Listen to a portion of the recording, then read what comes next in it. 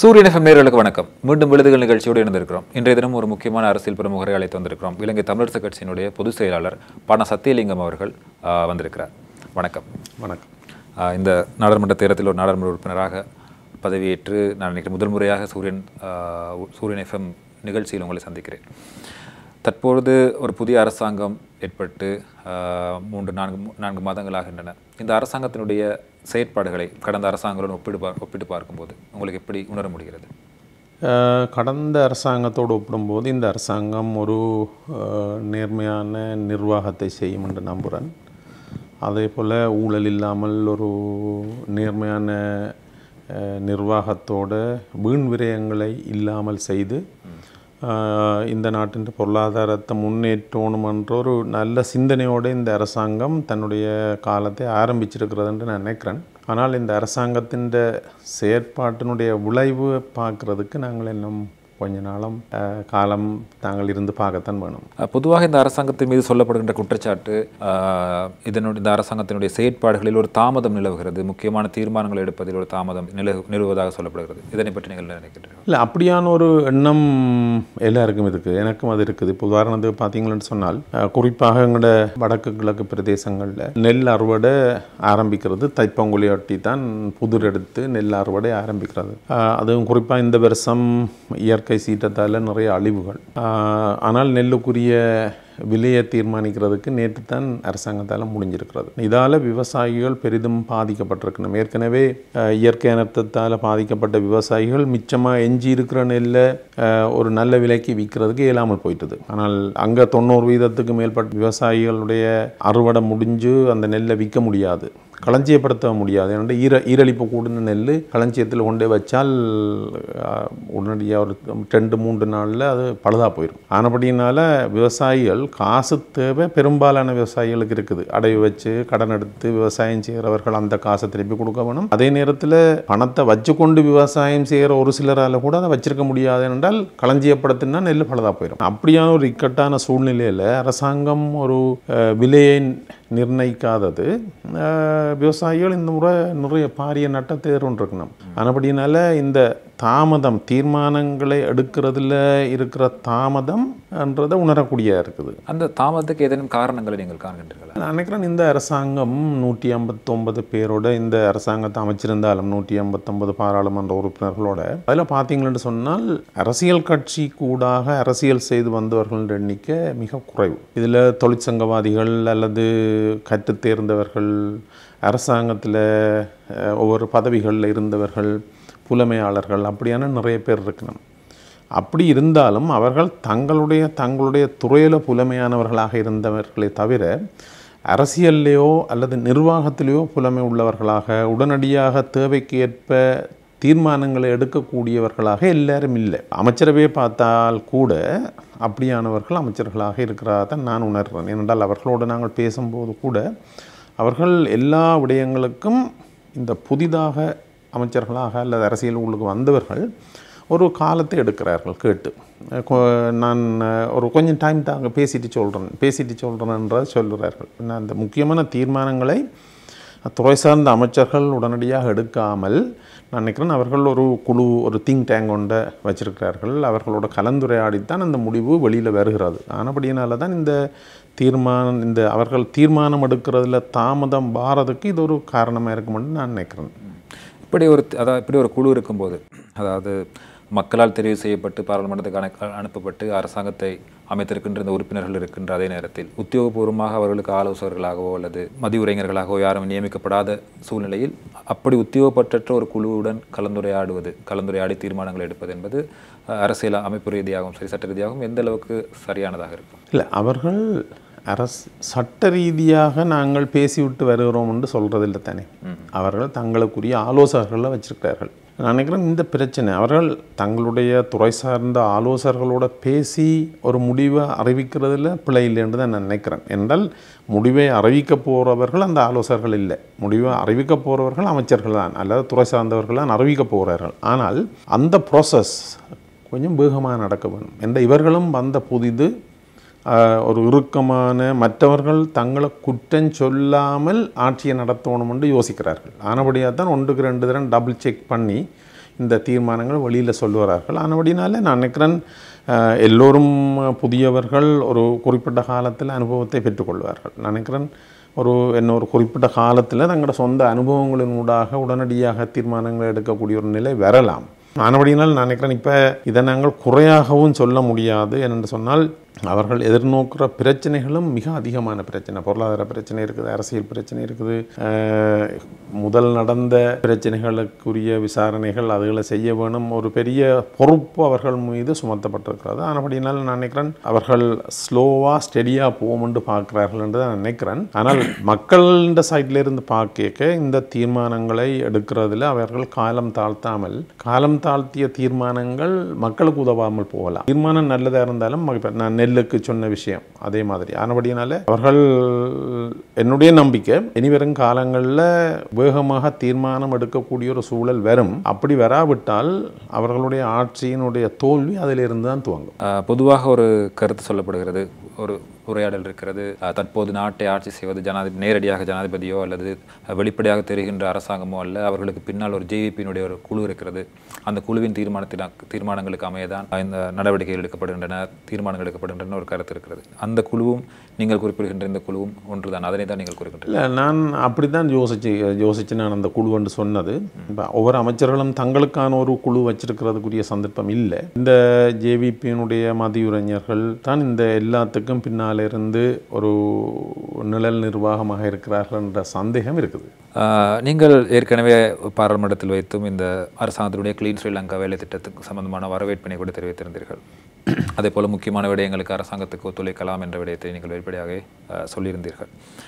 இந்த அரசாங்கத்தினுடைய தமிழ் மக்கள் சார்ந்த விடயங்கள், வெளிப்படையாக சில விடயங்கள் அறிவிக்கப்பட்டாலும் கூட காணாமல் போனவருடைய விடயமாக இருக்கலாம், போர் குற்றங்கள் சம்பந்தமான விடயமாக இருக்கலாம், முக்கியமாக அண்மையில் எழுந்த தையிட்டி விகாரை போன்ற மதம் சம்பந்தப்பட்ட, அதாவது இந்து மதத்தை அல்லது அங்கு இருக்கின்ற தமிழ் மக்களுடைய இருப்புகளை மாற்றி அமைக்கின்ற விடயங்களாக இருக்கலாம். இந்த மாதிரியான விடயங்களில் இந்த அரசாங்கத்தினுடைய போக்கு என்ன மாதிரியாக இருக்கிறது? இல்லை, இந்த அரசாங்கத்தினுடைய போக்கு எங்களுடைய பிரச்சனைகளில் பார்க்கும்போது மிகவும் டைம் எடுத்து செய்கிற மாதிரி ஒரு சிந்தனை தான் எனக்கு வருது. ஏனென்றால் இப்போ இந்த நாட்டில் ஜேவிபி அல்லது என்பிபி ஆட்சி அமைக்கிறதுக்கு முக்கியமான காரணம் இந்த நாட்டில் ஏற்பட்ட ஊழல், இந்த நாட்டில் ஏற்பட்ட கொள்ளைகள், இந்த நாட்டின் அதால பொருளாதார பின்னடைவு, அது ஒரு மிகவும் முக்கியமான காரணம் இவர்கள் ஆட்சிக்கு வாரதுக்கு. ஆனால் தமிழ் மக்களை பொறுத்தவரையில் இது மாத்திரம் எங்களோட பிரச்சனை இல்லை. தென்பகுதியில் வாழ்கிற மக்களுடைய பிரச்சனை எங்களுக்கும் இருக்குது.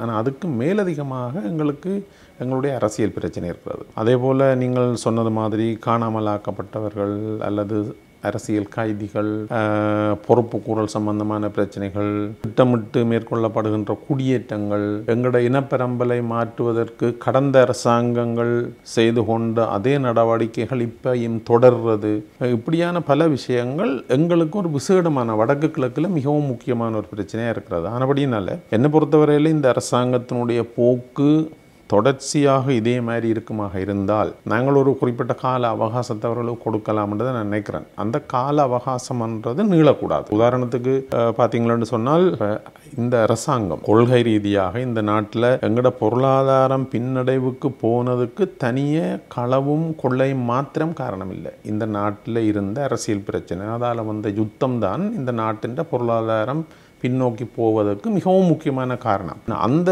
முக்கியமான காரணத்தை தீர்க்காமல் அல்லது தீர்ப்பதற்குரிய ஒரு முயற்சியை எடுக்காமல் இவர்களால் பொருளாதாரத்தை நினைச்ச பொருளாதாரத்தை இவர்களால் கட்டியெழுப்ப முடியாது. ஆனபடினால இவர்கள் இந்த நாட்டினுடைய பொருளாதாரத்தை மீண்டும் நல்ல நிலைமைக்கு கொண்டு வரதாக இருந்தால் பொருளாதார பின்னடைவுக்கு மிகவும் முக்கிய காரணங்களில் உண்டாயிருந்த இலங்கையினுடைய இனப்பிரச்சனையை தீர்க்கிறதுக்குரிய அரசியல் ரீதியான செயற்பாடுகளை முன்னெடுக்க வேண்டிய பொறுப்பு இந்த அரசாங்கத்துக்கு இருக்கிறது. ஆனபடியில இந்த அரசாங்கம் இப்போ நேற்று அரசாங்கத்தினுடைய அமைச்சரவை பேச்சாளர் நாங்கள் இப்போது தனிய பொருளாதார பிரச்சனைகளை தான் முன்னோக்கி பார்த்து கொண்டிருக்கிறோம். அரசியல் தீர்வு அல்லது இந்த நாட்டினுடைய புதிய அரசியல் யாப்பு சம்பந்தமாக நாங்கள் இப்போது சிந்திக்கவில்லை என்று சொன்னது ஒரு பாரதூரமான விஷயம் என்றால் அப்படி சொல்லி போட்டு இருக்க இயலாது. பொருளாதாரம் போகிறதுக்கு காரணமாகவே இருந்தது அவங்க சொல்லுற இந்த அரசியல் பிரச்சனை. அப்படினால இந்த அரசாங்கம் பிரச்சனையை தெளிவாக விளங்கி கொண்டு எல்லா விடயங்களிலையும் தங்களுடைய கவனத்தை செலுத்த வேண்டும். கால அவகாசம் என்ற விடயம் அல்லது அரசாங்கத்துக்கு வழங்குகின்ற ஒத்துழைப்பு என்ற விடயம் என்பது கடந்த காலங்களில் கடந்த அரசாங்கம் பல அரசாங்கங்கள் இருக்கும்போது ஆட்சியில் இருக்கும்போது எதிர்க்கட்சியாக இருந்த தமிழரசு கட்சி அல்லது தமிழ் தேசிய கூட்டமைப்பினால் சொல்லப்பட்டு வந்த ஒரு விடயம் பாவிக்கப்பட்டு வந்த ஒரு வார்த்தை பிரயோகமாகத்தான் இருக்கிறது. கோட்டாபய ராஜபக்ஷ தலைமையிலான அந்த அரசாங்கத்துக்கு முந்தைய அரசாங்கத்தின் போது கூட தமிழரசு கட்சி நேரடியாக அல்லாமல் மறைமுகமாக பின்னால் நின்று அந்த அரசாங்கத்துக்கு ஆதரவளித்த ஒரு நிலைமை இருக்கிறது. அந்த காலப்பகுதியிலும் சரி, தமிழ் மக்களுக்கான தீர்வை அரசியல் தீர்வினை வழங்காத பட்சத்தில், வழங்குவதற்கான நடவடிக்கை எடுக்கப்படாத பட்சத்தில் அல்லது போர்க்குற்றங்கள் சம்பந்தமான விடயங்களுக்கு நடவடிக்கை எடுக்கப்படாத பட்சத்தில் அரசாங்கத்துக்கு வழங்குகின்ற ஆதரவை வாபஸ் பெறுவோம் அல்லது நாங்கள் ஏதேனும் நடவடிக்கைகள் எடுப்போம் என்ற அச்சுறுத்தல்களை அல்லது அழுத்தங்களை பிரயோகித்து வந்திருக்கிறது. இப்போது நிலைமை வெகுவாக மாறி இருக்கிறது. இப்பொழுது வடக்கு கிழக்கில் முக்கியமாக மட்டக்களப்பை தவிர ஏனைய அனைத்து மாவட்டங்களிலுமே தமிழ் பிரதேசங்களில் வரலாற்றின் முதன்முறையாக இன்னொரு கட்சி தென்னிலங்கை சேர்ந்த தென்னிலங்கை மையப்படுத்திய ஒரு கட்சி ஆட்சி அல்லது அதிக ஆசனங்களை கைப்பற்றியிருக்கிறது. இப்போதைய சூழ்நிலையில் இந்த அரசாங்கம் கூட தமிழ் மக்களுக்கு சார்ந்த விடயங்களில் செயற்படவில்லை அல்லது அவர் அந்த பிரச்சனையை தீர்ப்பதற்கான முயற்சிகளை எடுக்கவில்லை என்ற ஒரு சந்தர்ப்பம் வழங்கும் போது நீங்கள் குறிப்பிட்டது போல் அவர்களுக்கு கொஞ்சம் கால அவகாசம் வழங்க வேண்டும் என்ற ரீதியில் வழங்கியும் அந்த கால அவகாசத்துக்குள் செய்யாத பட்சம் என்ன மாதிரியான நடவடிக்கைகள் எடுக்க முடியும்? உங்களுக்கு தமிழ் மக்களுக்கு தமிழ் அரசியல் தரப்புக்கு என்ன மாதிரியான பிடிமானம் இருக்கிறது அரசாங்கத்தை அழுத்தத்துக்கு உட்படுத்துவதற்கு? இப்போ முக்கியமாக நீங்கள் பார்த்தீங்கன்னு சொன்னால் கால அவகாசம் என்று நான் சொன்ன விஷயம் ஒரு 6 மாதம் இருக்கலாம். ஏனென்றால் இந்த அரசாங்கம் ஒரு வருடம் முடிவதற்கு முதலே இந்த முதலாவது வருடத்தின் இறுதி பகுதியிலே ஆச்சிலும் தங்களுடைய வேலை திட்டத்தை தெளிவாக மக்களுக்கு சொல்ல வேணும். இந்த முதல் வருஷத்துக்கு எடுக்காத வேலை திட்டங்கள் அங்கால பெருசாக எடுக்கிறதுக்கு சந்தர்ப்பங்கள் குறைவு. ஏனென்றால் முதலாவது வருஷம் முடிஞ்சு 2வது வருஷத்துக்கு போன பிற்பாடே அவர்கள் அடுத்த அரசாங்கத்தை அமைப்பதற்கான தேர்தல் தொடர்பான சிந்தனை தான் அவையோட மனத்தில் பெரிதாக வரும். ஆனபடியினால் அவையில் அரசியல் தீர்வு தொடர்பாகவோ ஏனைய விடயங்கள் தொடர்பாகவோ இந்த முதல் வருடத்தில் அட்லீஸ்ட் முதலாவது படியை துவங்க வேணும். முதலாவது ஸ்டெப் அவையில் எடுத்து வைக்க வேணும். முதலாவது வருடத்தில் அரசியல் தீர்வு தொடர்பாக ஒரு புதிய யாப்பை இந்த நாட்டுக்கு உருவாக்குவது தொடர்பான ஒரு நடவடிக்கை எடுக்கையில் என்றால் அது பிறகு நடக்காதுன்றதான் என்னுடைய யோசனை. ஆனபடினால அரசுக்கு காலக்கெடு கொடுக்கணுமன்றது அவர்கள் இப்போ ஆட்சிக்கு வந்திருக்கிறார்கள். அவர் செட்டில் ஆகி வேலையை துவங்குறதுக்குரிய காலத்தை தான் அந்த காலக்கெடு என்று நான் சொன்னது. முன்னிய அரசாங்கத்துக்கு கொடுத்த காலக்கெடு வேறு, இப்போ நீங்கள் சொல்கிற மாதிரி வேறு. ஆனால் இந்த அரசாங்கமும் இந்த தமிழர்களுடைய பிரச்சனையை பொருளாதாரத்துக்கு அப்பால் தமிழர்களுடைய அரசியல் பிரச்சனையை தீர்க்க முடியாத இல்லை தீர்க்க விருப்பமில்லாத ஒரு அரசாங்கமாக இருக்கும்போது தமிழர்களுக்கு வேறு என்ன வழி என்றது ஒரு கேள்வி, பெரிய கேள்வி. அதில் நான் நினைக்கிறேன் என்னை பொறுத்தவரையில் மீண்டும் தமிழர்கள் சர்வதேசத்தை நாட வேண்டிய ஒரு பாரிய பிரச்சனை எங்களுக்கு வரும். ஏற்கனவே எங்களுடைய அரசியல் பிரச்சனைன்றது உள்நாட்டு பிரச்சனை இல்லை, இது சர்வதேசமயப்படுத்தப்பட்ட ஒரு பிரச்சனையாக இருக்கிறது. அந்த சர்வதேசத்தை நாடுறதை தவிர நான் நினைக்கிறேன் தமிழ் மக்களுக்கு வேறு பிடிமானங்கள் இல்லை. கடந்த காலங்களில் கூட ஒரு நிலைமை பார்த்த கடந்த கால அரசாங்கங்களுக்கு ஒரு நாடு ஒரு ராஜதந்திர ரீதியாக வழங்குகின்ற ஒத்துழைப்பை தாண்டி இப்போதைய அரசாங்கத்துக்கு அமெரிக்காவாக இருக்கலாம், சீனாவாக இருக்கலாம், இந்தியாவாக இருக்கலாம், அதனை கடந்த ஒரு ஆதரவை வழங்குவது போன்ற ஒரு தோற்றப்பாடு இருப்பதை காணக்கூடியதாக இருக்கிறது. அப்படியான ஒரு சூழ்நிலையில் இம்முறையும் சர்வதேச நாடுகளை நாம் நாடுவோமாக இருந்தால், அதிலும் முக்கியமாக அமெரிக்காவினுடைய ஆட்சி மாற்றத்துக்கு பிறகு அமெரிக்கா மனித உரிமைகள் பேரவையிலிருந்து விலகி இருக்கிறது. இப்படியான ஒரு அரசியல் ரீதியான பூகோள ரீதியான மாற்றங்கள் ஏற்பட்டிருக்கின்ற சூழ்நிலையில் தமிழ் மக்களுக்கு எந்த மாதிரியான பூகோள அரசியல் லாபங்கள் அல்லது சாதகத்தன்மை இருக்கும் என்று நீங்கள் நினைக்கின்றீர்கள்?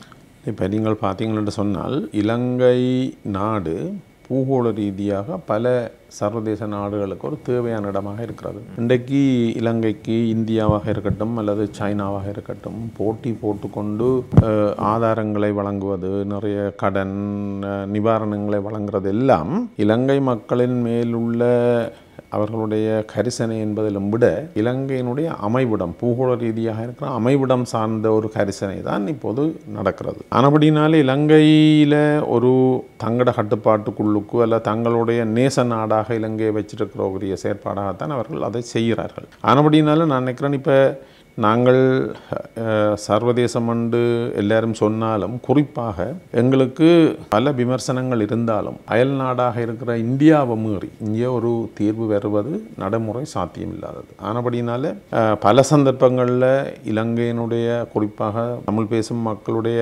அரசியல் ரீதியான பிரச்சனையில் தலையிட்டு கொண்டிருக்கின்ற இந்தியாவுக்கு ஒரு பாரிய பொறுப்பு இருக்கிறது. அதே போல் நீங்கள் இப்போ அமெரிக்கா ஐநா மனித உரிமைகள் பேரவையிலிருந்து வெளியேறினாலும் கூட கடந்த காலத்தில் ட்ரம்பின் ஆட்சி காலத்தில் அதே மாதிரி ஒரு நிகழ்வு நடந்தது. அவர்கள் வெளியேறினாலும் கூட அவர்களுடைய அனுசரணை ஆதரவோடு தான் ஏனைய நாடுகள் இந்த பிரச்சனையை தொடர்ந்தும் ஐநாவில் தக்க வைத்து கொண்டிருந்தார்கள். ஆனபடினால நான் நினைக்கிறேன் அந்த நிலைப்பாட்டிலிருந்து அமெரிக்கா மாறும் என்ற நம்பிக்கை எனக்கு இல்லை. அவர்கள் தாங்கள் நேரடியாக ஐநா மனித உரிமை ஆணைக்குழுவிலிருந்து வெளியேறினாலும் கூட முதல் நடந்த மாதிரி நடக்கும் என்ற நம்பிக்கை இருக்கிறது. ஆனால் தமிழ் மக்களை பொறுத்தவரையில் எங்களுடைய அயல் நாடாக இருக்கிற இந்தியா இதில் கூடிய கரிசனை செலுத்த வேண்டும். ஏனென்றால் அது இந்தியாவுக்கும் தொடர்ச்சியான ஒரு தலையடியாகத்தான் இருக்கும். இங்கே ஒரு அரசியல் ரீதியான ஸ்திரத்தன்மை ஒன்று இலங்கையில் ஏற்படவில்லை என்று சொன்னால் அது இந்தியாவின் பாதுகாப்புக்கு கூட ஒரு குந்தகம் விளைவிக்கக்கூடிய சூழலை தொடர்ந்து ஏற்படுத்தலாம். ஆனபடினால நாங்கள் இந்தியா தொடர்ச்சியாக இந்த தமிழ் மக்களுடைய பிரச்சனையை தீர்ப்பதற்கான தங்களுடைய நிலைப்பாட்டை உறுதிப்படுத்த வேண்டும். ஒரு சர்வதேச ஒப்பந்தத்தினூடாக அவர்கள் தமிழர்களுடைய பிரச்சனையில் சம்பந்தப்பட்டிருக்கிறார்கள். அவர்கள் ஒரு ஒப்பந்தத்தை செய்தவர்கள் என்ற அடிப்படையிலையும் நாங்கள் தமிழ் பேசுகின்ற மக்கள் தமிழ்நாட்டில் இருக்கிற தமிழ் மக்கள் அங்கே வாழ்ந்து கொண்டிருக்கிறார்கள். ஆனபடியினால் அந்த ஒரு காரணமும் இதுக்கு முக்கியமானது. ஆகவே இந்தியா முக்கியமாக எங்களுடைய பிரச்சனையை தீர்ப்பதிலே கூடிய கவனம் செலுத்த வேண்டும். நாங்கள் இந்தியாவோடு அது சம்பந்தமாக நாங்களும் வேலை செய்ய வேண்டும். தேர்தலுக்கு பின்னர் அரசாங்கத்துடன் ஏதேனும் உத்தியோகபூர்வ பேச்சுவார்த்தை நடத்தப்பட்டது சம்பந்தமாக? உத்தியோகபூர்வமான பேச்சுவார்த்தை அல்ல. இந்த ஏற்பட்ட வெள்ளம் கடந்த வெள்ளப்பெருக்குக்கு பின்னராக நாங்கள் அவசரமாக பேச வேண்டிய சில விஷயங்கள் இருந்ததால் ஜனாதிபதியை நாங்கள் சந்திச்சிருந்தாங்கள். இலங்கை தமிழரசு கட்சியை சேர்ந்த 8 பாராளுமன்ற உறுப்பினர்களும் நாங்கள் ஜனாதிபதியை சந்தித்திருந்தாங்கள். அதில் உடனடியாக வடகிழக்கு பகுதியில் வெள்ளத்தால் ஏற்பட்ட பாதிப்புகள் சம்பந்தமாக பேசப்பட்டது. அதே நேரத்தில் நாங்கள் அரசியல் தீர்வு தொடர்பாகவும் அவர்கிட்ட நாங்கள் வலியுறுத்தினாங்கள். ஏனென்றால் ஜேவிபியினுடைய பொதுச் செயலாளர் டில்வின் சில்வா அவர்கள் 13வது திருத்தச் சட்டம் தேவையற்றது, மாகாண சபை தேவையற்ற என்ற ஒரு கருத்தை பப்ளிக்காக சொல்லியிருந்தவர். அது சம்பந்தமாக அவர் அரசாங்கத்தின் நேரடியான ஒரு பிரதிநிதி அல்ல. அவர்களுடைய கட்சியினுடைய அரசாங்கத்தை அமைத்திருக்கிற கட்சிகளின் ஒரு முக்கிய கட்சியினுடைய பொதுச் செயலாளர். ஆனபடி அவற்றை சொல்லுக்கு பெரிய மதிப்பு இருக்குது. அந்த வகையில் நாங்கள் ஜனாதிபதியிட்ட கேட்டு நாங்கள் இப்படி ஒரு கருத்து உங்களுடைய கட்சியினுடைய செயலாளராக சொல்லப்பட்டிருக்குன்னு சொன்ன நேரம் அவர் சொன்னார், அது அரசாங்கத்தினுடைய கருத்து இல்லை. நாங்கள் மாகாண சபை தேர்தலை 2025ஆம் ஆண்டின் இறுதி பகுதிக்கு முதல் நடத்துவதற்கு தீர்மானித்திருக்கிறோம். 13வது திருத்தச் சட்டத்தை உடனடியாக நீக்குவதற்குரிய எந்த ஒரு நிலைப்பாடும் எங்கள்கிட்ட இல்லை. அரசாங்கம் என்ற ரீதியில் நாங்கள் ஒரு விஷயத்தில் தாங்கள் தெளிவாக இருப்பதாக, எங்களுடைய இனப்பிரச்சனையை தீர்ப்பதற்கு புதிய ஒரு அரசியலமைப்பினூடாக தான் இந்த பிரச்சனையை தீர்க்கலாம். ஆனால் தாங்கள் கவனமாக இருப்பதாக சொன்னார். புதிய அரசியல் அமைப்பு என்பது எந்த ஒரு இனத்தையும் வேறுபடுத்தி காட்டுகின்ற அரசியல் அமைப்பாக இருக்கக்கூடாது என்று சொன்னார். அந்த எந்த ஒரு இனத்தையும் வேறுபடுத்தி காட்டாத அரசியல் அமைப்பு சொல்கிறது எப்படி தமிழ் மக்களுடைய இல்லை தமிழ் பேசும் மக்களுடைய பிரச்சனைக்கு தீர்வை கொண்டு வரக்கூடிய அரசியல் அமைப்பாக இருக்குமென்றதில் ஒரு சந்தேகம் இருக்குது. மாகாண சபை தேர்தல் சம்பந்தமாக பேசும்போது அடுத்ததாக ஏப்ரல் மாதத்துக்கு முன்னதாக உள்ளூராட்சி மன்றங்களுக்கான தேர்தல் நடைபெறும் என்ற ஒரு நிலைமை இருக்கிறது. இந்த தேர்தல்களுக்கான ஆயத்தம் தமிழரசு கட்சியின் மத்தியில் எப்படி இருக்கிறது? ஏனைய கட்சிகளுடன் இணைந்து போகின்ற நிலைமை இருக்கிறதா? என்ன மாதிரியான சூழ்நிலை இருக்கிறது?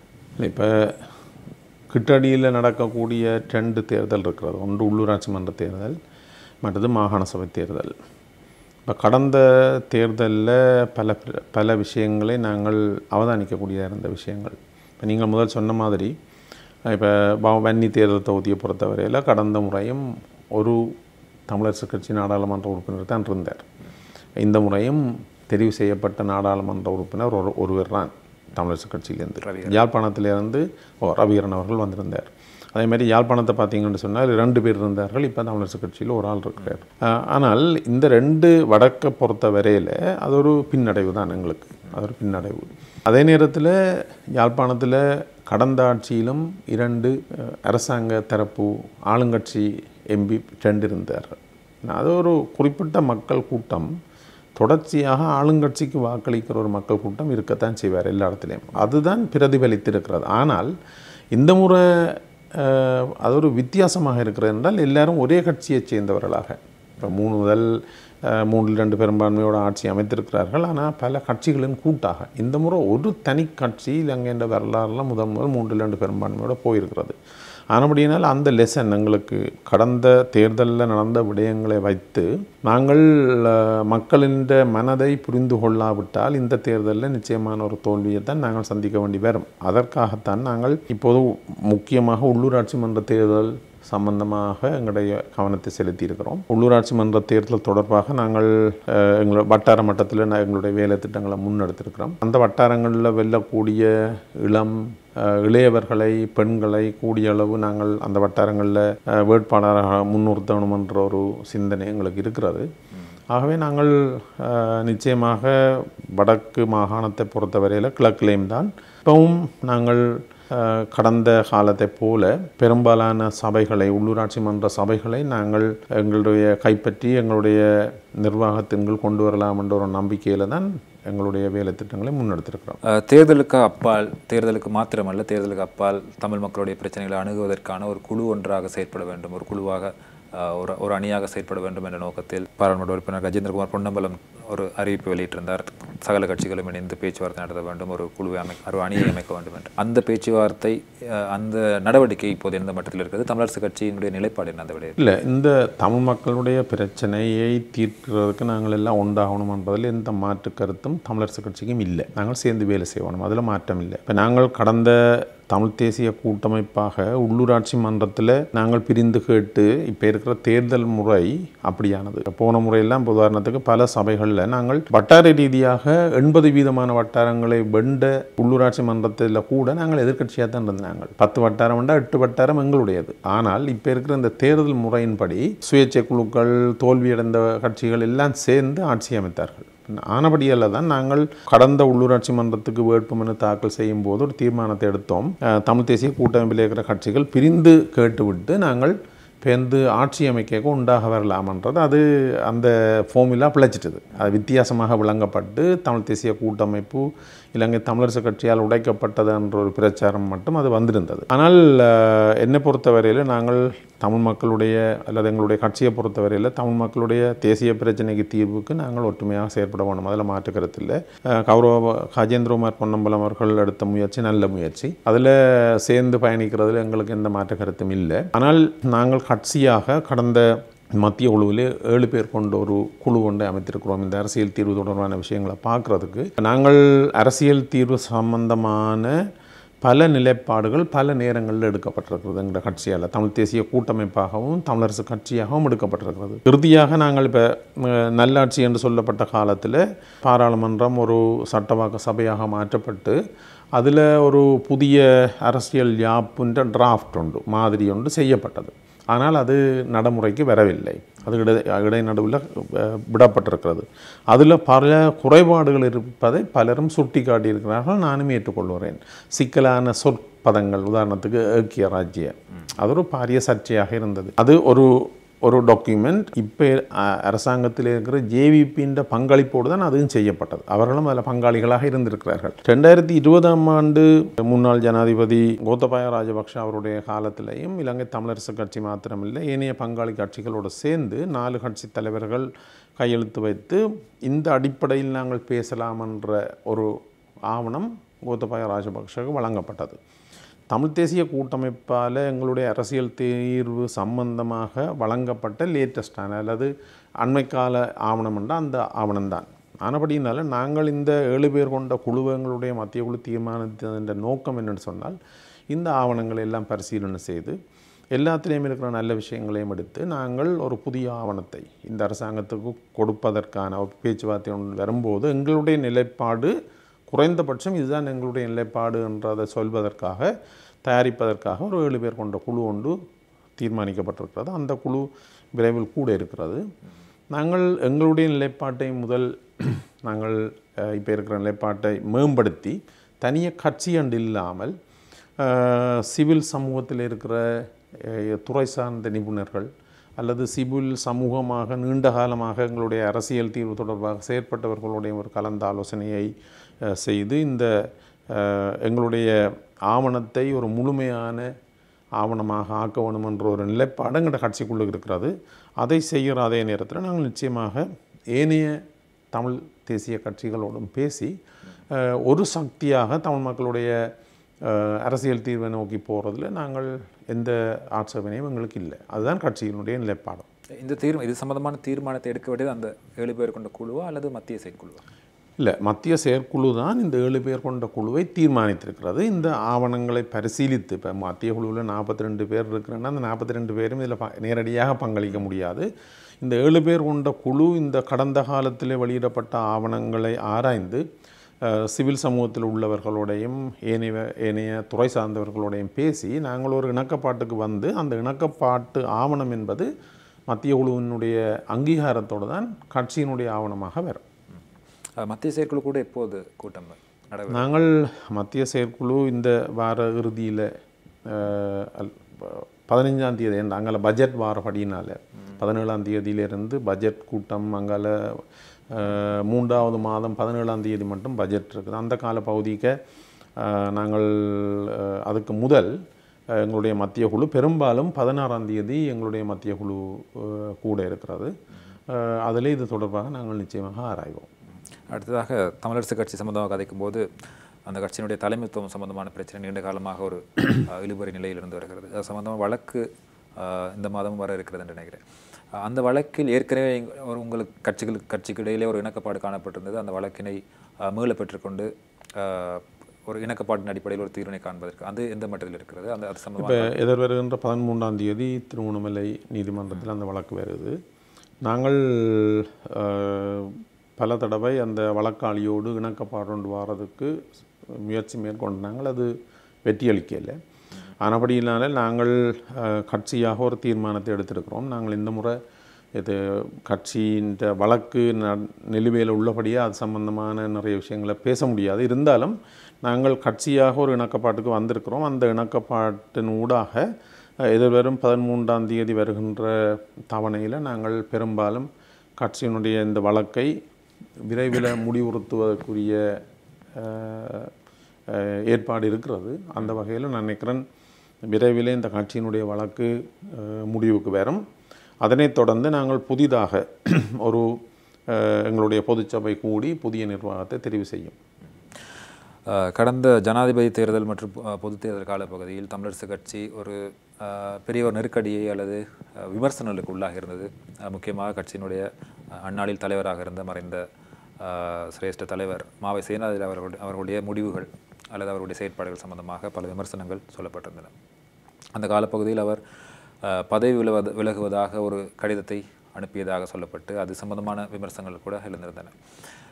இந்த கேள்வி சரியாக விளக்கம் அளிக்கக்கூடியவர் நீங்களாக தான் இருக்கிறீர்கள், கட்சியினுடைய பொதுச் செயலாளராக நீங்கள் இருக்கின்றீர்கள். உண்மையிலேயே ஆரம்பத்திலிருந்து வருவதாக இருந்தால் மாவை சேனாதிராஜா அவர்கள் பதவி விலகுவதாக தெரிவித்த கடிதம் உங்களுக்கு நேரடியாக அனுப்பப்பட்டதா அல்லது பெரிது வேறு உறுப்பினர்கள் யாருக்கும் அனுப்பப்பட்டிருந்ததா?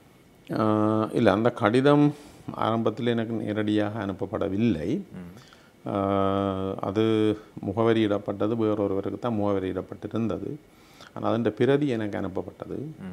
அது தேர்தல் காலம் எங்களோட பாராளுமன்ற தேர்தல் காலம். ஆனபடினால நாங்கள் அது தொடர்பாக நிறைய விஷயங்களை தலைவரோடும் நாங்கள் பேசியிருந்தோம். தேர்தல் முடிந்த பிற்பாடு தான் அது தொடர்பாக நாங்கள் என்ன செய்யலாமன்றதை நாங்கள் மத்திய குழுவில் தீர்மானித்திருந்தோம். அந்த அடிப்படையில் தான் மத்திய குழு தீர்மானத்துக்கு பிறகு எங்களுடைய கட்சியினுடைய பதில் தலைவராக CVK சிவஞானம் அவர்கள் நியமிக்கப்பட்டிருந்தார். இப்போவும் பதில் தலைவராக திரு CVK சிவஞானம் அவர்களான் இருக்கிறார். இதில் இந்த சந்தர்ப்பத்தை நாங்கள் வராமல் பார்த்திருக்கலாம் என்றுதான் என்னுடைய சிந்தனை நிலைப்பாடு. ஆனால் நடந்து முடிந்து விட்டது. இறுதி கால பகுதி இன்று கூட ஒரு ஆங்கில பத்திரிகையில் ஒரு கட்டுரை வெளியாக இன்றிருந்து வெள்ளிக்கிழமை இந்த ஒளிப்பதிவாகி கொண்டிருந்த சமயத்தில் ஒரு கட்டுரையை பார்த்திருந்தேன். அதில் இறுதி நேரத்தில் மாவை சேனாதிராஜா அவர்கள் மிகவும் குழப்ப நிலையில் இருந்தார், அதிகமான குழப்ப நிலையை தான் வெளிப்படுத்தியிருந்தார் என்று அதில் ஒரு விடயம் குறிப்பிடப்பட்டிருந்தது. அந்த அந்த இறுதி நேர குழப்ப நிலைமைக்கு என்ன எது அடிப்படையான காரணமாக அமைந்தது? இப்போ வெளிப்படையாக சொன்னால் அவற்ற மரணத்துக்கு நாங்கள் 2 பேர் காரணம்ன்றது கூட சொல்லப்பட்டிருந்தது. அது இப்போ முக்கியமாக இந்த ஃபேஸ்புக் அல்லது சில சோஷியல் மீடியா அடையாளம் தெரியாதவர்கள், அட்ரஸ் இல்லாதவர்கள் இப்படியான விஷயங்களை பரப்பி கொண்டிருந்தார்கள். அவர் தலைமை பதவியிலிருந்து விலகிய பிறகும் பல தடவைகள் என்னோடு பேசியிருக்கிறார், டெலிஃபோனில் பேசியிருக்கிறார். அவற்ற வயசு 83, உடல்நலம் பாதிக்கப்பட்டிருந்தவர். நான் நினைக்கிறேன் 20ஆம் தேதியோ 19ஆம் தேதி என்னோடு பேசியிருந்தவர். அந்த நேரம் எனவே சொல்லியிருந்தவர் தான் கொஞ்சம் சுகீனமாக இருக்கிறேன் என்று. அந்த நேரம் நான் அவருக்கு சொன்னான், நான் யாழ்ப்பாணம் வார நேரம் உங்கள்கிட்ட நிச்சயமாக வருவேன் என்று. இந்த 26ஆம் தேதி இந்திய குடியரசு தின நிகழ்வுகளுக்கு நான் போக வேண்டியிருந்தது யாழ்ப்பாணத்துக்கு. அந்த நேரம் நான் கட்சி தலைவர் மாவை சேனாவராஜ் அவர்களையும் அவற்றை நலன் விசாரிப்பதற்காக அவற்றை வீட்டை போக வேண்டிய சூழல் இருந்தது. நான் ஏற்கனவே அவருக்கு சொல்லியிருந்தேன் நான் வருவேன். நான் போகிறபடியினால் எங்களுடைய பதில் தலைவராக இருக்கிற CVK சிவஞானம் அவர்களும் தானும் வருவதாக சொன்னார். 2 பேரும் தான் நாங்கள் போயிருந்தோம். அங்கே அவர்கிட்ட வீட்டில் நாங்கள் போகும்போது அவர் பத்திரிகை வாசித்து கொண்டிருக்கிறார். நாங்கள் பின்னேரம் ஒரு 4-4:30 போல் போயிருந்தோம். நாங்கள் கிட்டத்தட்ட அவரோட ஒரு 45 நிமிஷம் பேசியிருப்போம். நாங்கள் அரசியல் தொடர்பாக ஒன்றும் பேசவில்லை, அவற்றை நலன் தொடர்பாகத்தான் பேசியிருந்தோம். அப்போ அவர் சொல்லியிருந்தார், நேற்று பின்னேரமும் 25ஆம் தேதி பின்னேரமும் தான் பாத்ரூமில் வழுக்கி விழுந்ததாக சொன்னார் எனக்கு. அதுலேயும் குறிப்பாக வழுக்கி விழுறன்றதை விட அவற்றை இடது முழங்காலில் அவர் சிறு வயதில் ஃபுட்பால் விளையாடுன்னு வருவார். அவருக்கு அந்த காயங்கள் ஏற்பட்டு அந்த முழங்கால் பிறழ்கிற ஒரு பிரச்சனை கொண்டு இருந்தது. தனக்கு முழங்கால் தன்னை அறியாமலே மடிகிறதாக சொன்னார். அதுக்கு நாங்கள் போகிறதுக்கு முதல் கிழமை மாத்திரம் தான் 2 அல்ல 3 தடவைகள் அப்படி சரிஞ்சு விழுந்ததாக சொன்னார். அந்த நேரம் நான் அவர் சொல்லியிருந்தேன், நீங்கள் ஹாஸ்பிட்டலில் டாக்டர்கிட்ட கொண்டே காட்டினீங்களான்னு சொல்கிற நேரம் அவர் சொன்னார், இல்லை தம்பி போகணுமெண்டு. நான் சொன்னேன், கட்டாயம் போய் காட்டுங்கோ. ஏன்னா அவருக்கு முதல் பல சந்தர்ப்பங்களில் கடந்த 5 வருடங்களுக்கு மேலாக அவர் மேடையில் பேசி கொண்டிருக்கும் போது மயங்கி விழுந்த சந்தர்ப்பங்கள், பாராளுமன்றத்திலே மயங்கி விழுந்தவர், பேட்டிக்கலோவில் இருக்கா, கிளிநொச்சியில் மே தினத்தில் இருக்கா, அப்படியெல்லாம் பல சந்தர்ப்பங்கள் இருந்தது. அந்த நேரத்தில் அவருக்கு அதற்கான சிகிச்சைகளும் வழங்கப்பட்டு அது தொடர்ந்தும் அதை எடுத்து கொண்டிருந்தவர். நாங்கள் ஒரு 45 நிமிடம் பேசி போட்டு அந்த நேரத்தில் அவர் ஒரு விஷயத்தை சொன்னார். நான் எந்த நேரம் என்ற வாழ்க்கை முழுக்க ஓடித்திரிஞ்ச நான் இப்போ வீட்டில் சும்மா இருக்க கஷ்டமாக இருக்குது, பொழுது போவதில்லைன்னு சொன்னார். நான் அந்த நேரம் வரை சொன்னேன், என் பத்திரிகைகளை எடுத்து வாசிங்கோ, நிறைய புத்தகங்கள் இருக்குது உங்கள்கிட்ட, வாசிக்கலாம் தானே. அவர் சொன்னார், எவ்வளோ நேரம் தம்பி வாசிக்கலாம் என்ற ஒரு இதை சொன்னார். அதுக்கு ஆறுதல் சொல்லி நாங்கள் அவரோட பேசி கொண்டிருக்கும் போது அவருடைய மனைவி தேத்தண்ணி கொண்டு வந்தால் குடித்து நாங்கள் அவர்கிட்ட விடைபெற்று இந்த நிகழ்வுக்கு போக வேணும் 6 மணிக்கு விடைபெற்ற போது அவர் வளமையை போல் டக்குண்டு அந்த தண்டை நிலைமையை கூட கால் பிரச்சனையை கூட உணராதவராக டக்குண்டு ஒழும்பி எங்களோட வாசல், அவர்கிட்ட ஒரு பழக்கம் இருக்குது, போனால் கதைச்சி கொண்டு வந்து வாசல் மட்டும் விடுவார். அதுக்கு ஒழும்புன்னவர். அப்போ நான் சொன்னேன், இல்லை மாவு என்ன இருங்கோ, உங்களால் அது இருங்கோ, ஒழும்ப வேண்டாம்ன்ட்டு. அது இல்லை தம்பி பரவாயில்லைன்ட்டு அவர் ஒழும்பி நின்று எங்களோட வழி அனுப்பி வச்சவர். இதுதான் அன்றைக்கு உண்மையாக நடந்த விஷயம். அதை வேறு அரசியலுக்காக பயன்படுத்தினது ஒரு மிகவும் துர்ப்பாக்கியமான நிலைமை. நானுடையனா அவர்கிட்ட வயசு 83. அதைத்தான் இப்போ அது வயசோடு வார சில சுகாதார பிரச்சனைகள் இருக்கிறது. இப்போ நான் 25 வயசில் யூனிவர்சிட்டியில் இருக்கிற ஞாபக சக்தி எனக்கு இப்போ இல்லை, அதை நாங்கள் ஏற்றுக்கொள்ளணும். அது வயதோட வார விஷயம். தனியாக மாவை சேனாதராஜாவுக்கு மாத்திரம்தான் இப்படியான நிகழ்வு நடந்த மாதிரி ஊடகங்களில் வாரது ஒரு கவலைக்குரிய விஷயம். 83 வயசு அன்னைக்கு அது ஒரு 83 வருடங்கள் வாழ்ந்துட்டார். மிகவும் கஷ்டமாக வாழ்ந்தவர், சிறைக்கு போயிருப்பார், உலகம் முழுக்க ஓடி தெரிஞ்சவர், பல கஷ்டங்கள் மத்தியில் வாழ்ந்தவர். அதை நாங்கள் மறக்கக்கூடாது. மறுபடியினால அரசியலுக்காக இந்த சந்தர்ப்பத்தை பயன்படுத்துவது மிகவும் துர்ப்பாக்கியமான ஒரு நிலைமை. அவர் கட்சி தலைவர் பதவியிலிருந்து சுயமாக அல்லது தானாக விலக வேண்டும் என்ற ஒரு கோரிக்கை உங்களால் முன்வைக்கப்பட்டதாக ஒரு தகவல் வெளியாக இருந்தது. இல்லை, அது முழுமையான பொய். அதான் நான் சொல்கிறேன். இப்போ என்னென்றால் ஒரு மனிதன் இறப்பில் அரசியல் செய்ய வலிக்கிறது ஒரு அநாகரிகமான செயல். அவரை பதவி விலக சொல்லி நான் ஒரு நாளும் கேட்கல. ஆனால் நாங்கள் அந்த 18 பேரோ 19 பேருன்ற ஒரு பேனர் எல்லாம் அடித்தது உங்களுக்கு தெரியும்.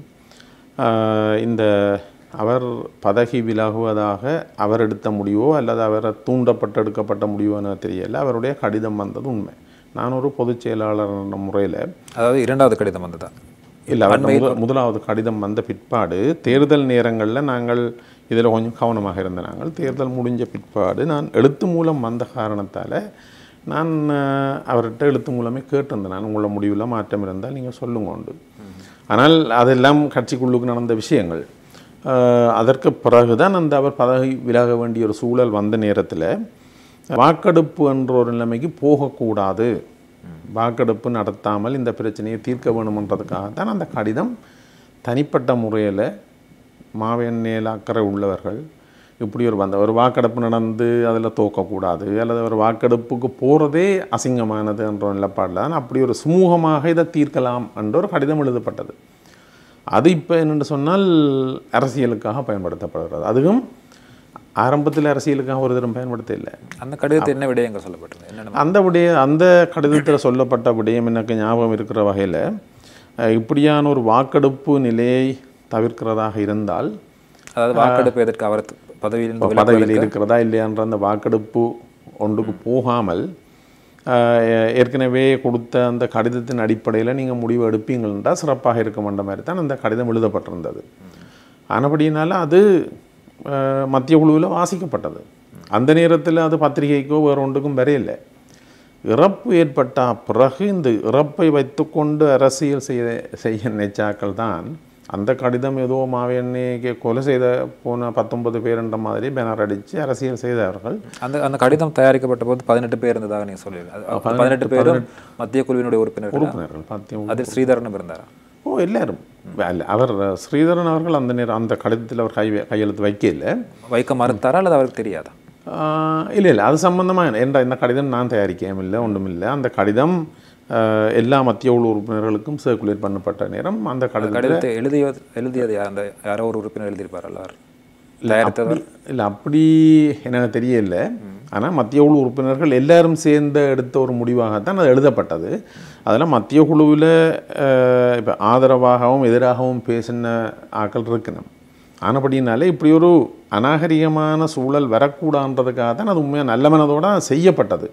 ஆனால் அது பாவிக்கப்பட்டது வேறொரு பிரச்சனைக்காக இப்போ பாவிக்கப்பட்டிருக்கிறது. அது சம்பந்தமான அந்த கடிதம் சம்பந்தமான கலந்துரையாடல் மத்திய செயற்குழு கூட்டத்தில் இடம்பெற்ற போது ராஜாவும் இருந்தார். அந்த கூட்டம் நான் நினைக்கிறேன் அந்த கடிதம் இல்லை, அந்த கூட்டத்தில் அவர் இல்லை நினைக்கிறேன். ஆனால் இந்த கடிதம் மத்திய குழுவில் வாசித்து காட்ட அந்த கடிதம் அவருக்கும் அனுப்பப்பட்டது. அவருக்கு அனுப்பின நினைக்கிறேன் ஒரு குறிப்பிட்ட காலத்துக்கு பிறகு நடந்த மத்திய குழு கூட்டத்தில் இப்படி ஒரு கடிதம் அனுப்பப்பட்டதாக வாசித்து காட்டப்பட்டதும். அந்த கூட்டத்தில் வைத்து மாவை சேனாராஜாவுக்கு தலைவர் பதவி இல்லாமல் வேறொரு பெருந்தலைவர் என்ற ஒரு பதவி பட்டத்தை வழங்குவதற்கு சம்பந்தமாக கலந்துரையாடப்பட்டது. இல்லை, அதில் என்னென்னு சொன்னால் இப்போ உண்மையாக இந்த பிரச்சனையே வந்திருக்கக்கூடாதுன்னு நான் நினைக்கிறேன். ஆனால் ஒரு எழுத்தில் வாயில் பேசுகிறது வேறு, எழுத்தில் கொடுக்குறது வேறு. இப்போ எழுத்தில் ஒரு பதவி விலகுவதாக ஒரு கடிதம் வந்ததால் தான் இந்த கலந்துரையாடலாம் வந்தது. ஆனபடினால அவர் நிச்சயமாக தமிழரசு கட்சியினுடைய மூத்த உறுப்பினர், நீண்ட காலமாக தமிழ் மக்களுக்கான போராட்டத்தில் இணைந்து செயற்பட்டு வருவார். அவர் அந்த தலைவர் பதவியில் இல்லாவிட்டாலும் கூட அவர் ஒரு பெருந்தலைவராக இந்த கட்சியை வழிநடத்த வேண்டுமென்ற ஒரு ஏற்பாட்டில் தான் கட்சியினுடைய பெருந்தலைவர் என்ற ஒரு முதல் சம்பந்தன் ஐயா அப்படி தான் கணிக்கப்பட்டார். பெருந்தலைவர் மாவை என்ன தலைவராக இருக்கும்போது சம்பந்தன் ஐயா கட்சியினுடைய பெருந்தலைவராக பார்க்கப்பட்டார். அப்படி தான் எல்லாரும் பேசினார்கள். அதே மாதிரியான ஒரு செயற்பாடு தான் அங்கே கொண்டு வரப்பட்டது. அது வந்து நடைமுறைக்கு வரவில்லை. அதை எதிர்த்தது யார்? இல்லை, அது எதிர்த்ததென்று சொல்கிறதிலும் விட யாப்பு ரீதியாக அப்படி ஒரு பதவி இல்லை என்றால் சொல்லப்பட்டது. நாங்கள் அது ஊடகங்கள் வாயிலாக கேள்விப்பட்ட விடயம் அப்படியான ஒரு ஏற்பாடு நீங்கள் குறிப்பிட்டது போல கட்சியின் யாப்பில் அப்படியான ஒரு விடயம் இல்லை, இதன் காரணமாக இதை வழங்க முடியாது என்று ஸ்ரீதரன் அவர்கள் நாடாளுமன்ற உறுப்பினர் சொன்னதாக கேள்விப்பட்டிருந்தோம். இல்லை, இப்படி தானே. இப்போ என்ன சொல்லுங்க, இதில் நான் ஒருவற்ற பேரையும் நான் சொல்ல விரும்பலை. ஒரு மத்திய குழு கூட்டத்தில் பல பேர் பலதையும் பேசுவார்கள். அது எல்லாம் பேசுவதெல்லாம் ரெக்கார்டு போகும்னு சொல்ல முடியாது. முக்கியமான முடிவுகள், முன்மொழிவுகள் அதில் எங்களுடைய ரெக்கார்டில் வரும். இதில் ஸ்ரீதரன் அவர்களும் தன்னுடைய கருத்தை சொல்லியிருந்தார். நாங்கள் அவரை தலைவர் பதவியில் இருந்து அவர் இறங்கும்போது ஜாப்பு ரீதியாக இல்லாத ஒரு பதவியை நாங்கள் கொடுக்குறது எவ்வளவுக்கு நியாயமானதாக இருக்குமென்ற மாதிரி ஒரு கருத்தை சொன்னதாக தான் எனக்கு ஞாபகம். ஆனால் நான் நினைக்கிறேன் அதெல்லாம் முடிஞ்ச விஷயம். இனி அதை பற்றி நாங்கள் பெரிய அளவில் பேச வேண்டிய தேவை இல்லை என்று நான் நினைக்கிறேன். ஆனால் மாவையண்ணைய ஒரு கட்சியினுடைய பெருந்தலைவராக சம்பந்தன் ஐயாவினுடைய இறப்புக்கு பின்னர் அப்படியான ஒரு இடத்துல வச்சு பார்ப்பதற்கு மத்திய குழு விரும்பியதுன்றது உண்மை. சுருக்கமாக அந்த கடிதத்தை பற்றி சொல்வதாக இருந்தால், அந்த கடிதத்தில் உங்களுடைய அதாவது மாவை சேனராஜா அவர் ஏற்கனவே அனுப்பியிருந்த கடிதத்தின் அடிப்படையில் நீங்கள் பதவி விலகாவிட்டால் உங்களை கட்சியிலிருந்து நீக்குவது பதவியிலிருந்து நீக்குவது சம்பந்தமான வாக்கெடுப்புக்கு செல்ல வேண்டியிருக்கும். அப்படி ஒரு நிலை ஏற்படாமல் தடுப்பதற்கு நீங்களாகவே விலகிக் கொள்ளுங்கள் என்ற ரீதியிலான ஒரு கடிதம் தான். அப்படி இருந்ததா எனக்கு ஞாபகம் இல்லை. அப்படி இருந்ததா ஞாபகம் இல்லை. இதை தவிர்க்க வேணுமென்றது அதில் எழுதப்பட்டிருந்தது. அதான் அது இந்த சாராம்சம். இப்போ ஒரு வாக்கெடுப்புக்கு போகிறதை நாங்கள் தவிர்ப்போம், அதற்குரிய முயற்சியை எடுப்போம் என்று தான் அதில் எழுதப்பட்டிருந்தது. அடுத்ததாக மாவை சேனராஜாவும் காலமாகிவிட்டார். அவருடைய இறுதி சடங்கின் போது இடம்பெற்ற பல ஏற்கனவே நீங்கள் குறிப்பிட்டது போல துர்பாக்கியமான நிகழ்வுகள், அந்த நிகழ்வுகள் பற்றி நிறைய ஊடகங்கள் வந்திருக்கின்றன, நிறைய மக்கள் கேள்விப்பட்டிருப்பார்கள். அந்த நிலைமையை கட்டுப்படுத்துவதற்கு அந்த நிகழ்வுகளுக்கு அல்லது அந்த நேரத்தில் பொறுப்பாக இருந்த ஸ்ரீதரன் அவர்கள் தவறிவிட்டார் என்ற ஒரு குற்றச்சாட்டு பரவலாக தற்போது சொல்லப்பட்டு வருகிறது. நீங்கள் கூட இறுதி நிகழ்வுக்கு நீங்கள் சுமந்திரன் போன்றவர்கள் கூட செல்லவில்லை. அதே நேரத்தில் மாவை சேனராஜாவுடன் முக்கியமான தனிப்பட்ட ரீதியாக மிக நெருங்கி பழகியவர்களுக்கு கூட அங்கு செல்வதற்கான வாய்ப்பு கிடைக்கவில்லை, செல்ல முடியாத ஒரு சூழ்நிலை ஏற்பட்டிருந்தது. ஒரு குழு இயங்கியது, அவர்களை தடுப்பதற்கான ஒரு குழு ஒன்று, கருப்பு சட்டை அணிந்த ஒரு குழு ஒன்று இயங்கியது என்ற பல தகவல்கள் வெளியாக இருக்கின்றன. இந்த விடயங்களை எப்படி சொல்லுங்கள்? இல்லை, மாவையண்ணே நான் 26ஆம் தேதி பார்த்தேன். 28ஆம் தேதி காலையில் அவர் வீட்டில் விழுந்து ஹாஸ்பிட்டலுக்கு கொண்டு வந்தாண்டு நான் ஹாஸ்பிட்டலில் போய் அவரை பார்த்தேன்.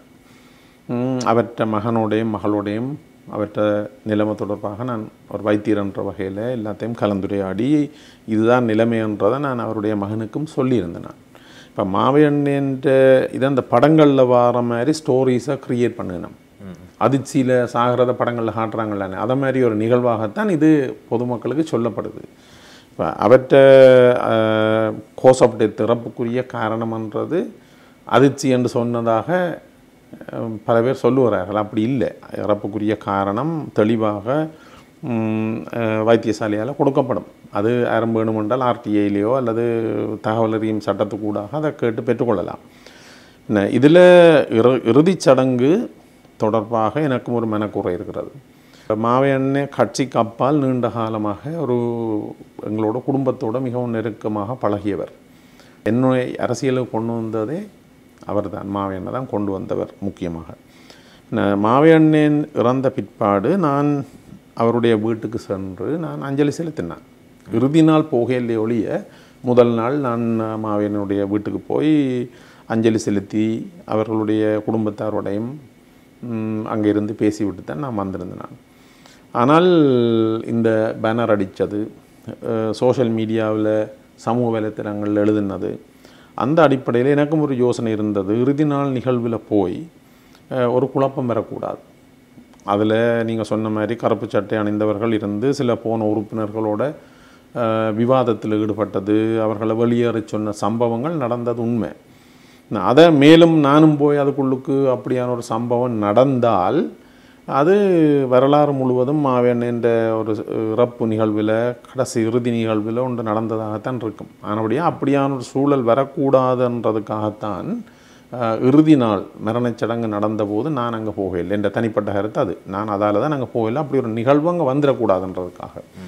ஆனால் அப்படியான அசிங்கமான செயற்பாடுகள் அங்கே நடைபெற்றது உண்மை.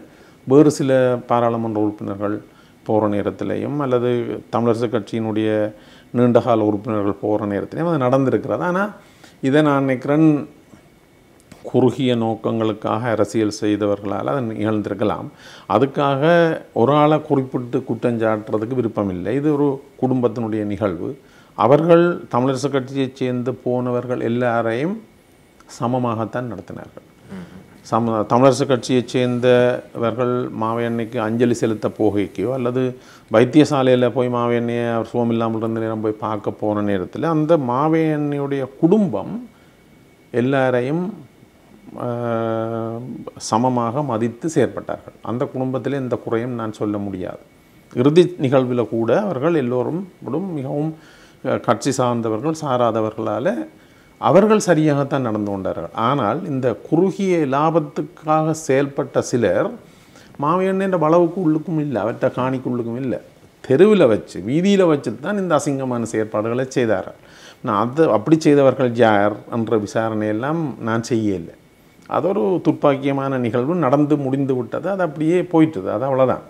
ஆனபடியினால இதொரு அல்லது மாவையண்ணன்ற நிகழ்வில் பலர் போய் அவற்றை இறுதி அஞ்சலியை செலுத்தி அந்த செத்த வீடு வித்தியாசமாக இருந்திருக்கும். இப்படி ஒரு பிரச்சனை வரையில்லை என்று சொன்னால், ஆனால் அப்படி ஒன்று நடக்கவில்லை. மன வருத்தம், முடிஞ்சது விஷயம். சரி, நிகழ்ச்சி நிறைவு செய்வோம். இறுதியாக ஒரு கேள்வி இருக்கிறது. நாடாளுமன்றத்தில் முன்வரிசையில் தமிழ் அதாவது எதிர்க்கட்சிகள் வழங்கப்படுகின்ற எதிர்க்கட்சிகள் பக்கமாக தமிழரசு கட்சியினுடைய உறுப்பினர்கள் 2 ஆசனங்கள் வழங்கப்பட்டிருக்கும். அதில் ஒருவர் ஸ்ரீதரன் இருக்கிறார், அருகில் சாணக்கியன் இருப்பதாக இருக்கிறது. அந்த சாணக்கியனுடைய ஆசனத்துக்கு சாணக்கியனுக்கு பதிலாக வேறொரு உறுப்பினரை பரிந்துரைத்து சிவஞானம் ஸ்ரீதரன் அவர்களால் ஒரு கடிதம் அனுப்பப்பட்டதாகும் நாடாளுமன்ற செயலாளருக்கு. அப்படி மாற்றுவதாக இருந்தால் அந்த பெயரை பரிந்துரைக்க வேண்டிய பொறுப்பு தமிழரசு கட்சியினுடைய செயலாளராகிய பொது செயலாளராக உங்களுக்கு தான் இருக்கிறது என்று ஒரு கடிதம் அனுப்பப்பட்டதாகவும் தகவல் வெளியாக இருந்தது. அது பற்றி பல தகவல்கள் சொல்லுவார்கள். வளமையாக ஒரு கட்சி சார்பில் முன் வரிசையில் ஒரு ஆள் இருப்பார். இப்போ என்னை பொறுத்தவரையில் எந்த வரிசையில் இருக்கிறன்ற பிரச்சனை இல்லை, என்ன செய்கிறீங்களன்றதான் நான் பார்க்குறேன். அது கடைசி வரிசையிலேருந்தும் செய்யலாம், முன் வரிசையிலேருந்தும் செய்யலாம். திரு சாணக்கியன் அவர்கள் எங்களுடைய கட்சியின் பிஸ்னஸ் கமிட்டி மெம்பர். உண்மையாக ஒரு ஆசனம் கொடுப்பதாக சொன்னார்கள். அது எங்களுடைய நாடாளுமன்ற குழுவினுடைய இலங்கை தமிழரசு கட்சி நாடாளுமன்ற குழுவினுடைய தலைவராக தெரிவு செய்யப்பட்ட திரு கௌரவ ஸ்ரீதரன் அவர்களுக்குரிய அந்த ஆசனம் ஒதுக்கப்பட்டிருந்தது.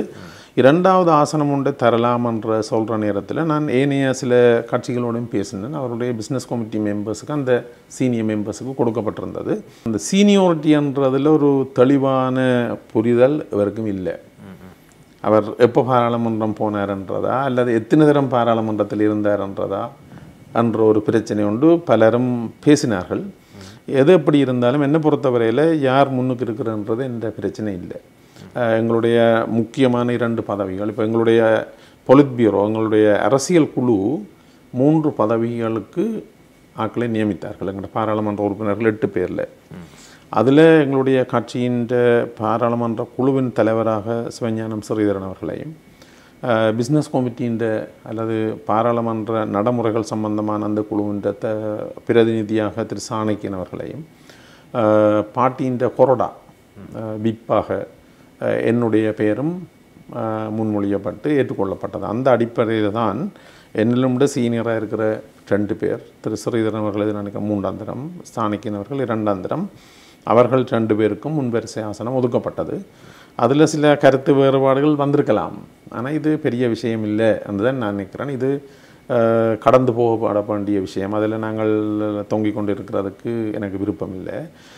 என்னை பொறுத்தவரையில் எந்த ஆசனத்தில் இருக்கிறன்றதிலும் விட அது கடைசி வரிசையில் இருந்து நல்ல விஷயங்களை செய்யலாம். அந்த அடிப்படையில் நான் நினைக்கிறேன் எங்களுடைய 8 பாராளுமன்ற உறுப்பினர்களும் என்ன நோக்கத்துக்காக இந்த சபைக்கு உயரிய சபைக்கு மக்களால் அனுப்பப்பட்டார்களோ அதை செய்தாலே எந்த ஆசனத்தில் இருக்கிற பிரச்சனை வராது. அதைத்தான் நான் எதிர்பார்க்குறேன். மிக்க நன்றி திரு சத்தியலிங்கம் அவர்களே. இந்த நிகழ்ச்சியில் கலந்து கொண்டு இவ்வளவு நேரம் முக்கியமான பல விடயங்களை தெரிவித்திருந்தீர்கள். மிகவும் நன்றி. இந்த நிகழ்வுக்கு என்னை அழைத்ததற்கு நான் சூரியன் எஃப்எம்முக்கு என்னுடைய மனமார்ந்த நன்றிகளை தெரிவித்துக் கொள்கிறேன். நன்றி நேயர்களே. இத்தோடு நிகழ்ச்சி நிறைவு செய்வோம். மீண்டும் அடுத்த வாரம் இன்னும் ஒரு அதிதியுடன் சந்திப்போம். அதுவரைக்கும் நிகழ்ச்சி தயாரிப்பாளர் ராகுலுடன் விடைபெற்று செல்லும் நான் பரமேஸ்வரன் விக்னேஸ்வரன். வணக்கம்.